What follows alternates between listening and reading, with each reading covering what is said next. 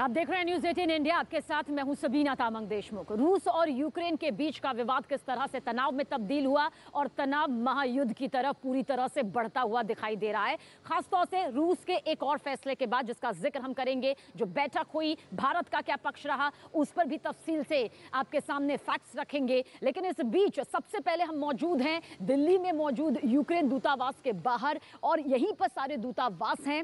इससे करीब 15 मिनट की दूरी पर रशियन एम्बेसी मौजूद है, लेकिन यूक्रेन दूतावास इस वक्त ठीक मेरे पीछे मौजूद है। अंदर जरूर हलचल यहां पर होगी, जाहिर सी बात है, क्योंकि भारतीय छात्र और भारतीय जिस तरह से बड़ी संख्या में यूक्रेन में फंसे हुए हैं इस महायुद्ध के संकट के चलते, उसके बाद यहां पर फैसला यही लिया जा रहा है कि सभी की सुरक्षित वापसी हो सके।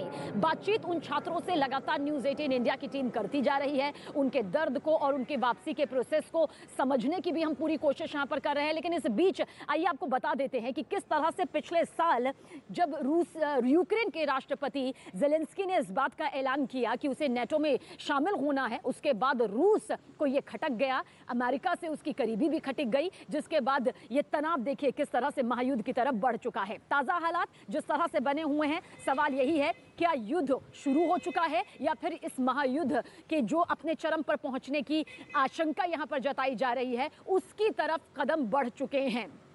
रूसी राष्ट्रपति व्लादिमीर पुतिन ने पूर्वी यूक्रेन पर बड़ा ऐलान किया। उन्होंने देश को संबोधित करते हुए पूर्वी यूक्रेन में विद्रोहियों के कब्जे वाले डोनेस्क और लुगांस्क प्रांत को अलग देश की मान्यता दे दी है।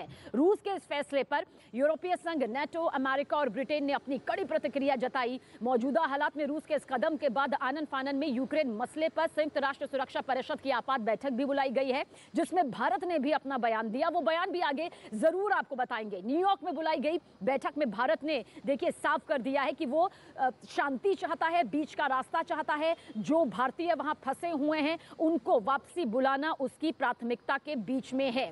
तो ये जो है ये फिलहाल पूरी तरह से परिस्थितियां और हालात बनते हुए नजर आ रहे हैं। तो न्यूयॉर्क में बुलाई गई बैठक में किस तरह से ये पूरा विवाद जो है, हिंदुस्तान जरूर चाहता है कि बातचीत जो है वो बीच के रास्ते से शांतिपूर्ण तरीके से निकल सके। फिलहाल ऐसी तस्वीर दिखाई नहीं दे रही है, पर इस बीच ब्रिटेन के राष्ट्र प्रधानमंत्री बोरिस जॉनसन ने क्या कुछ कहा है ये भी सुन लीजिए। Recognizing the breakaway republics of Donetsk and Lugansk, this is plainly in breach of international law. It's a violation, a flagrant violation of the sovereignty and integrity of Ukraine. तो देख लिया आपने किस तरह से रूस के इस फैसले के बाद दो प्रांतों को अलग देश घोषित करने के बाद अब ब्रिटेन के प्रधानमंत्री का भी ये कहना है कि संवैधानिक उठाया गया कदम यहां पर रूस की तरफ से नजर आ रहा है। स्टूडियो में इस वक्त मेरी सहयोगी रीमा मौजूद है। रीमा, एक बार फिर से आपकी तरफ रुख करेंगे। मैं आपके जरिए हम चाहेंगे कि दर्शकों तक आप पूरी ये स्थिति, पूरे ये हालात सामने रखें। बिल्कुल। तो यूक्रेन और रूस के बीच का संकट बढ़ते दिन के साथ और भी ज्यादा बढ़ चुका है, लेकिन ताजा हालात को देखते हुए सवाल ये उठ रहा है कि क्या युद्ध शुरू हो चुका है।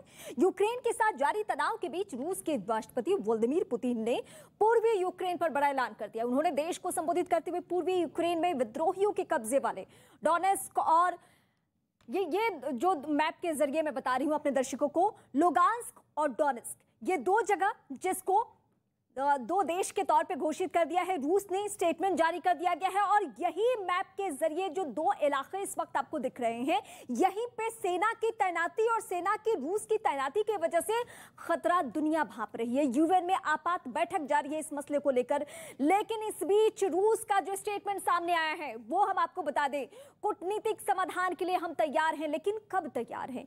दुनिया में हलचल है, शेयर मार्केट पर इसका असर हो चुका है, बाजारों की स्थिति धड़ाम हो चुकी है, लेकिन ये मैप के जरिए हम आपको बता रहे हैं कि वो कौन कौन से भी प्रांत हैं जिस पे सबसे ज्यादा रूस का फोकस है, लुगांस्क और डोनेस्क। यानी इसी तरीके से जो आप रूस का इतिहास देखेंगे दूसरे देशों पे कब्जा करने की या यूक्रेन को ही वक्त वक्त पे परेशान करने की, तो मैप के जरिए इसी तरीके से हम आपको आगे भी बताएंगे कि किस तरीके से स्ट्रैटेजी रही है रूस की, और एक बार फिर से यही होते हुए नजर आ रहा है। सबीना हमारे साथ लगातार बनी हुई है यूक्रेन दूतावास से।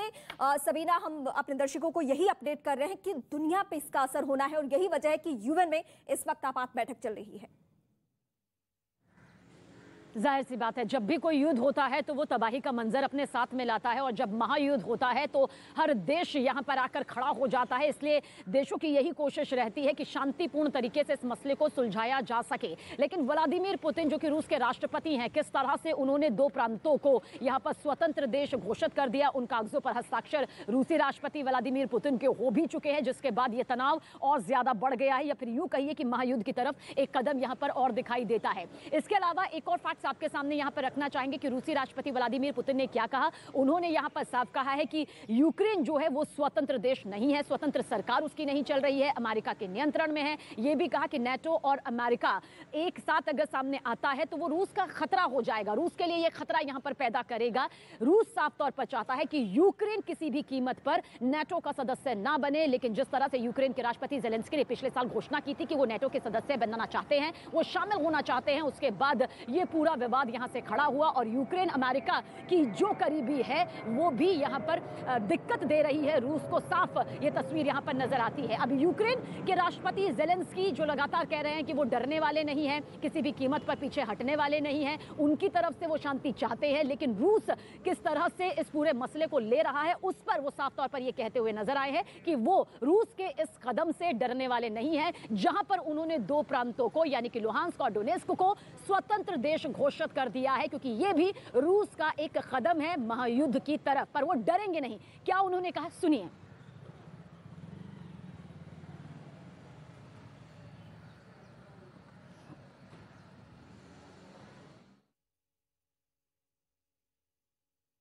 We have been closely following the evolving developments relating to Ukraine, including developments along the eastern border of Ukraine and the related announcement by the Russian Federation. The escalation of tension along the border of Ukraine with the Russian Federation is a matter of deep concern.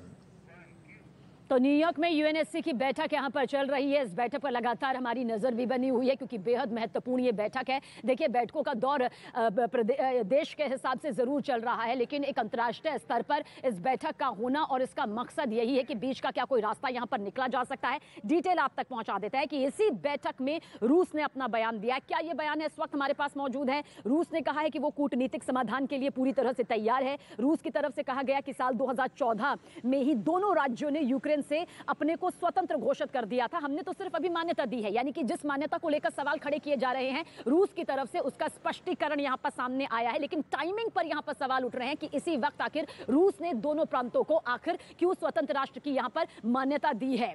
हमने सिर्फ मान्यता दी है, ये रूस की तरफ से कहा गया। रूस के प्रतिनिधि की तरफ से यह भी कहा गया कि रूस मिन्स्क समझौते में साझेदार नहीं है। रूस के प्रतिनिधि ने कहा कि यह दुर्भाग्यपूर्ण है कि अमेरिका के नेतृत्व में पश्चिमी देशों की भूमिका नकारात्मक है। यूनाइटेड नेशन की आपात बैठक में अमेरिका ने कहा कि रूस ने मिन्स्क समझौते की धज्जी उड़ा दी है। दरअसल साल 2014 और 15 का जिक्र कर लेते हैं। उन शांति समझौतों का हवाला दे रही थी जो पूर्वी यूक्रेन की समस्या का राजनीतिक हल तलाशने और लड़ाई को रोकने के लिए किए गए थे। तो देखिए, रूस का स्पष्टीकरण किस तरह से इस बैठक में अपना सामने आया है। और क्रूड ऑयल यानी कि किस तरह से कीमतों पर इसका असर है, किस तरह से ये व्यवस्था यहाँ पर नजर आ रही है, वो भी बता देते हैं। क्योंकि रूस और यूक्रेन का विवाद कोई सिर्फ दो देशों का विवाद नहीं है, दो धरती के हिस्से का विवाद नहीं है। इस विवाद का हिस्सा किस तरह से बाकी सब अलग अलग खेमों में पर भी पड़ता है, वो भी हम यहाँ पर आपको बता रहे हैं। भले ही हर देश की तरफ से अपनी प्रतिक्रिया यहाँ पर सामने आ रही है, लेकिन साफ नजर आता है कि बाजार पर भी इसका बड़ा असर जो है वो दिखाई दे रहा है। क्योंकि इसका असर सीधा सीधा बाजार अर्थव्यवस्था पर किस तरह से पड़ता है, उसकी डिटेल इस वक्त हमारे पास मौजूद है। आपको बता देते हैं कि तेल के दामों में भारी उछाल दर्ज किया गया है।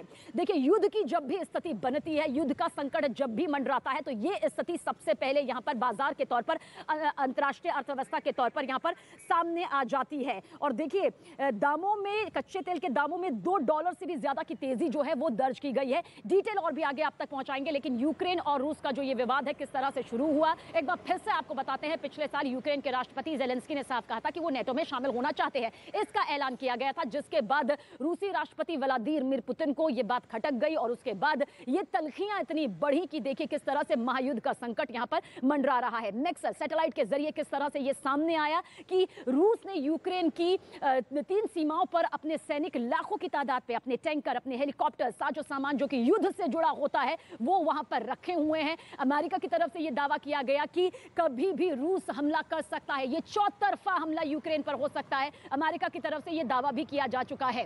रूस पहले दावा कर चुका है कि भाई मैंने तो अपने जो सैन्य टुकड़ियां हैं उनको वापस यहां पर बुलाया है, लेकिन वो तस्वीर जो सामने आई सैटेलाइट के जरिए उसने रूस के इस दावे को पूरी तरह से झुटला दिया। फॉल्स फ्लैग ऑपरेशन का जिक्र कर लेते हैं, क्योंकि अमेरिका ने यह दावा किया कि रूस फॉल्स फ्लैग ऑपरेशन का इस्तेमाल कर सकता है, यानी कि एक ऐसी सैन्य प्रक्रिया जिसमें एक देश अपने प्रतिद्वंदी देश पर हमला करने के लिए अपनाता है एक बहाने को। वो बहाना होता है अपनी ही संपत्ति को, अपनी ही धरती को इंसानी तौर पर नुकसान पहुंचाना, और उस नुकसान के जरिए यह तय कर देना कि किस तरह से यह प्रतिद्वंदी देश की तरफ से किया गया है। यानी कि फॉल्स फ्लैग ऑपरेशन को भी रूस अंजाम दे सकता है। अमेरिका की तरफ से यह दावा अमेरिका की तरफ से किया जा चुका है। ब्रिटेन के प्रधानमंत्री बोरिस जॉनसन ने इस पूरे मामले को लेकर क्या कुछ कहा है, सुनिए आप भी।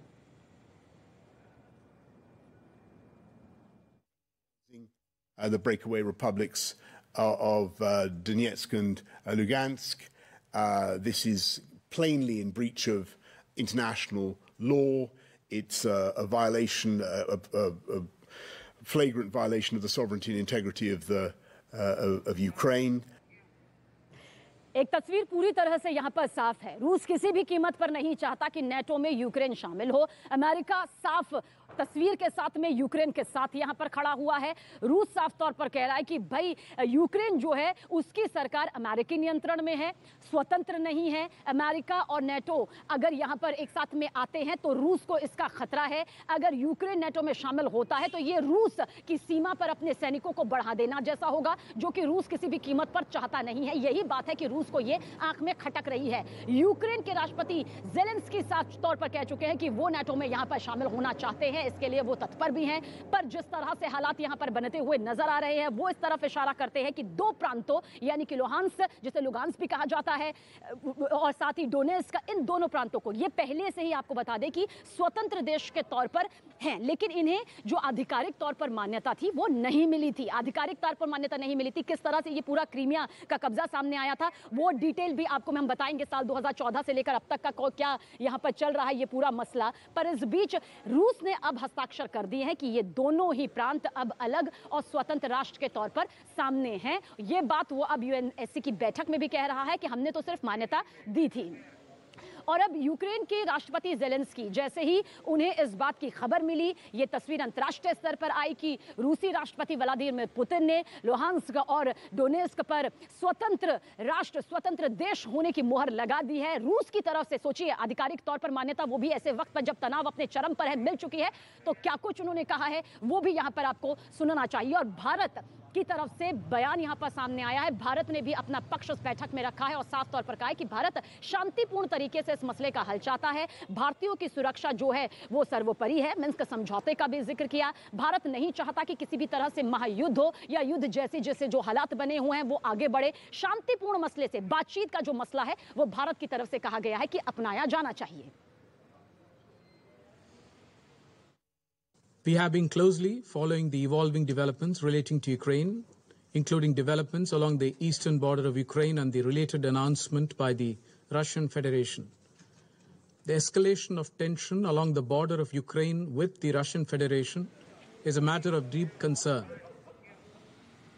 और बाजार पर इसका असर हो रहा है, यानी कि जो महायुद्ध जैसे हालात यहां पर बनते नजर आ रहे हैं रूस और यूक्रेन के बीच में, जिस तरह से महाशक्तियां एक दूसरे के आमने सामने हो गई है। अमेरिका सीधे तौर पर कह रहा है कि वो रूस पर यकीन नहीं कर रहा है। रूस जिस तरह की हरकत कर रहा है, दावे कर रहा है, उसे अमेरिका झुटला रहा है, यूक्रेन झुटला रहा है। भारत की तरफ से अपनी प्रतिक्रिया यहां पर सामने आ गई है, लेकिन बाजार पर देखिए इसका क्या असर पड़ रहा है।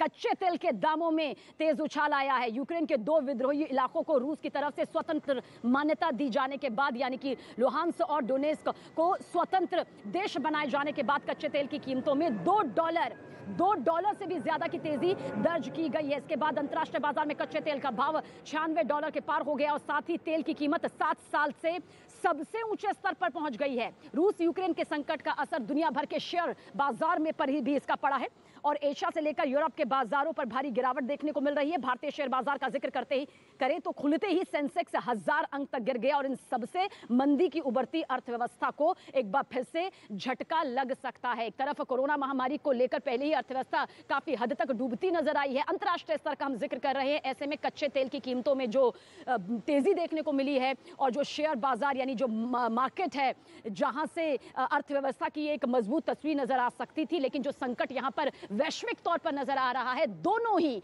स्थितियों में किस तरह से नुकसान वैश्विक तौर पर अर्थव्यवस्था का होता दिखाई देता है, उसकी ये डिटेल यहां पर आपके सामने। क्योंकि रूस और यूक्रेन के बीच का ये तनाव महज अब विवाद नहीं रह गया है, ये महायुद्ध का वो काउंटडाउन नजर आता है जिसमें कहा तो ये भी जा रहा है कि ये महायुद्ध हो सकता है कि ये शुरू भी हो चुका हो, क्योंकि बमबारी गोलीबारी की तस्वीर भी हमने आप तक पहुंचाई है। दावे भले ही दोनों ही देशों चाहे यूक्रेन हो रूस की तरफ से अलग अलग तरीके से की जा रही हो, लेकिन इतनी तो हकीकत है कि जो तस्वीरें सामने आ रही हैं वो हालात को और ज्यादा बद से बदतर करती हुई दिखाई देती हैं।